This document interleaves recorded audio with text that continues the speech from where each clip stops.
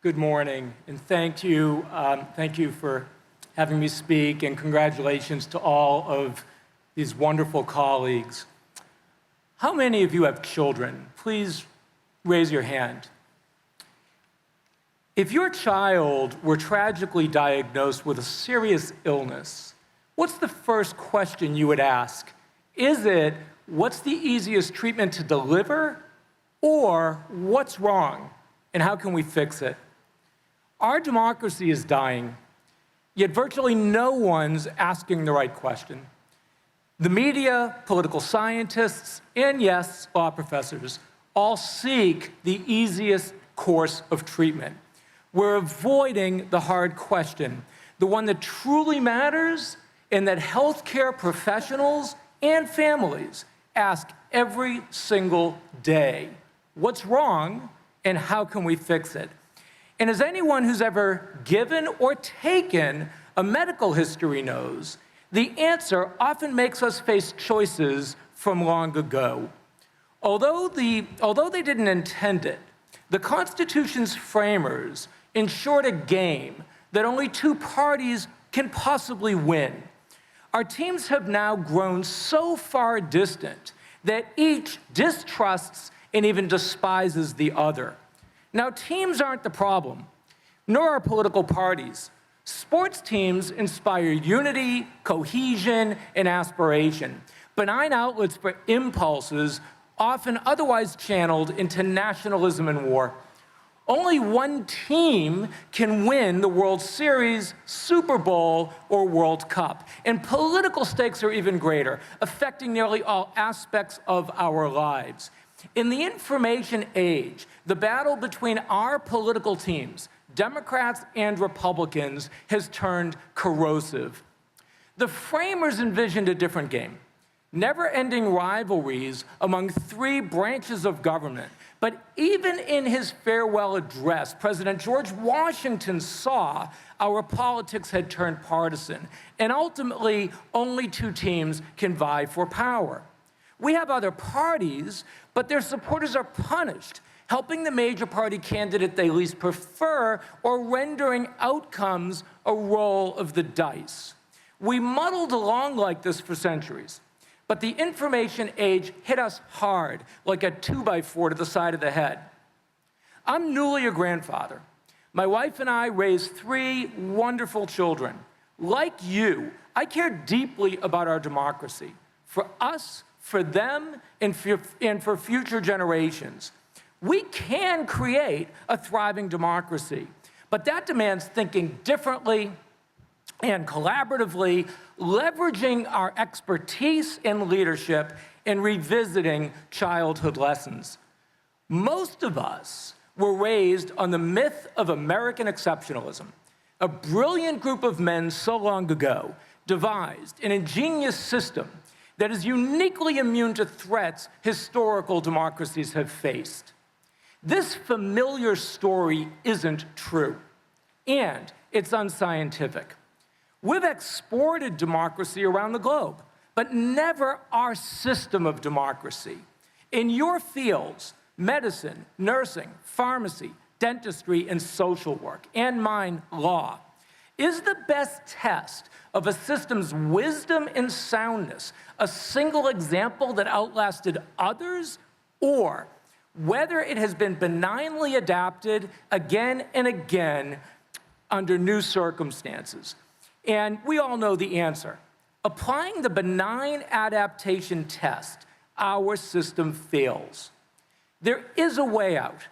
It starts by acknowledging that the easiest pill to swallow might not be the right one.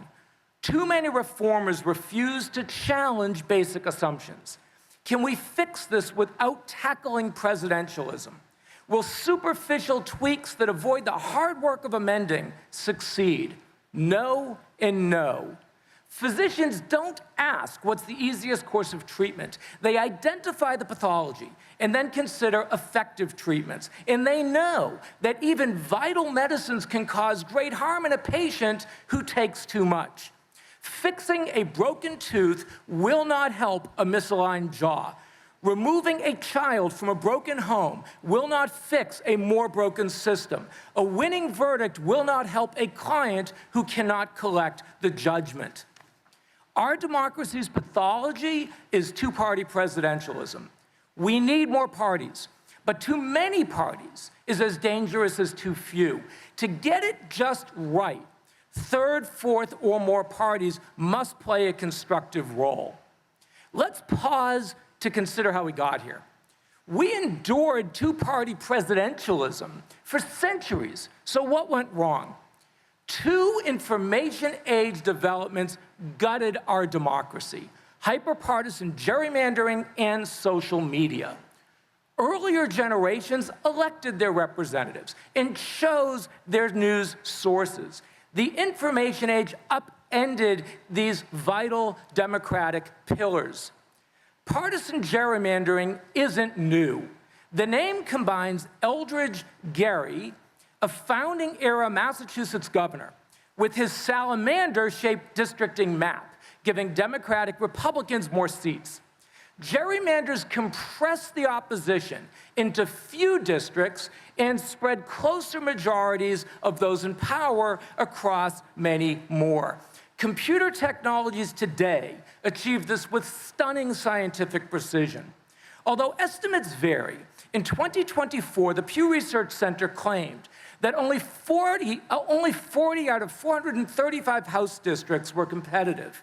Now, primaries and caucuses are competitive, yet that makes matters worse, turning red states redder and blue states bluer. Texas and Illinois show that both parties play the game, although for particular historical reasons, Republicans tend to play it better. And today's gerrymandering war between Texas and California dominates our headlines. In gerrymandered elections, we don't choose our representatives, they choose us. The information age also upended media. Social media helps amplify once marginalized voices. Conveying content on the internet is free, avoiding costly newspaper and TV network infrastructures, but our democracy has paid dearly. The media bias chart from Ad Fontes Media, where I serve on the advisory board, conveys both bias and reliability. Traditional news outlets cluster toward the upper middle, strong reliability with some inevitable bias. Social media algorithms upset the traditional media ecosystem. Meta and X don't convey balanced, reliable content. Advertisers demand active user engagement. So social media feed us content affirming that we're on the righteous team or denigrating the opposition. On social media, we don't choose our news sources. Our news sources choose us. The information age has bred distrust, misinformation, and extremism. Creating a thriving democracy demands radical change. As with voting and media, if we don't choose to save the future of our democracy, a system that we don't want will choose us. There is a way out. I spent years writing this book and presenting it across the country. What I propose isn't easy. It doesn't avoid hard questions. We professionals must do three things: educate ourselves, actively engage as leaders even beyond our core expertise, and leverage our influence using personal and professional channels. I can't detail my proposals, but I'll offer a few comments. Fixing our democracy demands three fundamental reforms. First, reconceiving the House of Representatives. Single-member districts ensure two parties, the problem of too few. Pure proportionality risks hyperfragmentation, the problem of too many. Properly blending these systems, the right medicine in the right dose, ends gerrymandering, achieves the Goldilocks principle, and even protects those with blocking power, seated members of Congress. Second, encouraging multi-party coalitions. Choosing between two problematic candidates every 4 years isn't empowering. Voters around the world are happier Their government's more responsive when choosing among multiple options, letting the representatives they elect negotiate the government on their behalf. Third, creating a way to remove a deeply problematic president. We can create a better future. It won't be perfect. Unlike RoboCop or the $6 Million Man, we cannot turn a dying patient into a superhero.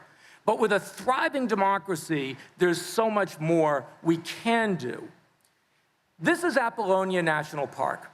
This stunning ruin facing the Mediterranean Sea was home to 5 ancient civilizations: Illyrians, Greeks, Romans, Mamelukes, and Crusaders. Touring Pompeii, Angkor Wat, and Chichen Itza, I tried to imagine the lives, the challenges, and the tragedies of those who lived there. But in Apollonia, something else struck me. I imagined that each of those civilizations thought they were the ones that would be there forever. We struggle to appreciate how fleeting it all is. No society, no democracy endures forever. But working together, we can ensure ours thrives a very long time, for us, for our children, and for future generations. When it comes to democracy, let's choose our future. Let's not let a future we don't want choose us. Thank you.